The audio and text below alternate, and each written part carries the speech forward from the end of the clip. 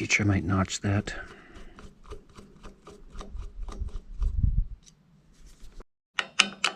See if I can just loosen it up, wiggle it out.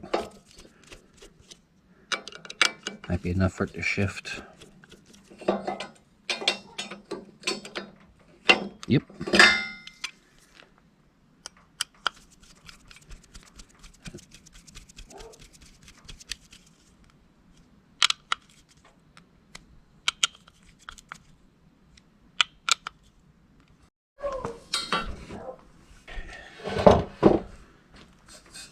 Eighth-inch plate there to help close the gap on the sides of the handle and give some space on the inside here.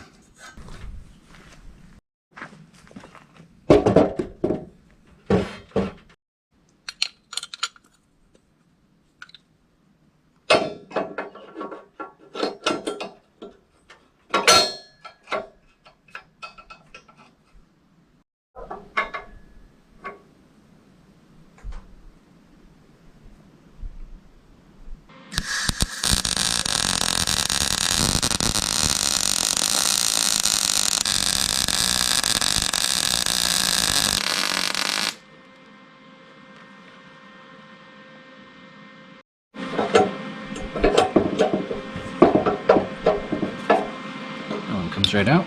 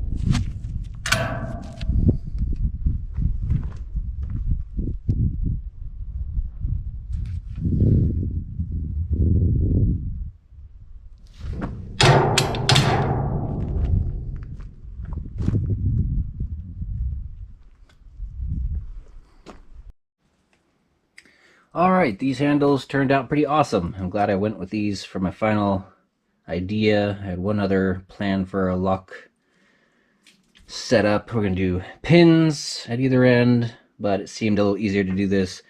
Plus I already bought the locks and already cut all the pieces. So we just went with this idea. And the linkage and pins idea would have worked out pretty good. I got some cam style round key type locks, and you can actually put a lot of torque on this with the key without breaking it. I actually had to get this nut on here since it was such a tight fit. So anyway, these would have worked out great. I could put enough torque into this key to move some linkage, even though it wouldn't have taken too much, but the pins might have been you know, a little, you know, between the linkage and the pins there might have been a little struggle to move everything, but these would have worked out pretty good. I even picked up some rod and pipe so I could have the pin and a sleeve to go through the frame. That way it had some a way to keep it lubricated and to keep the pin from falling into the frame of the door, which sounded like a fun little project as well. But like I said, I already bought these and already cut all the pieces, and just seemed a little easier to go on this route. So I also was a little worried about the pins binding. I don't think there's going to be much flex in the RV now, but before, if I was parked on the side of a hill or something, the RV would flex enough that the door wouldn't shut right. So I was a little worried about the pins getting jammed up. Probably would have been fine, but yeah, a little easier going this route, I think. And I'm glad I did. Those turned out great. Gonna go ahead and remove the door handles and put that stuff aside. Need to sheet this, and he cut down the sheets. Already cut the sheets for these doors. I was going to leave a lip, but the 16 gauge is so thin, I don't want to do that. And besides, I don't want if I have a lip or an overhang, I don't want it as flat as the door. I want it sticking up a little bit so I can put some weather stripping behind it. Otherwise, there's just, I don't know, it doesn't really seem like much of a point in doing that. And yeah, I can see these lips. I can see 16 gauge overhang lips getting dented up pretty easy, so I'm not going to do that. Same thing with the back door and the front door. I was going to do a lip around those as well, but the stuff is too thin. I'm going to do a thicker, you know, like eighth inch piece or something. Also might just do it right here at the door handles and just have a lip right there guarding the latches. But that is little things I can do down the road. For right now, we're just gonna cut down these panels and cut them to fit around my welds. We'll panel those up. Put a thicker piece of 1/8 inch plate on the front to help secure the lock and to help bring the spacing out a little bit. I don't want it sticking out too far because I'll have a 1/4 inch gap for some weather stripping. So sticking out this far, it could still seal pretty well with a nice thick piece of weather stripping. If I have to, I will notch out the door stop and just have a little spaced out part. But I don't think that'll be necessary. And we got some pretty chunky plate on the back to raise the back mounting plate up above this point, up above this edge. And yeah, that works for me.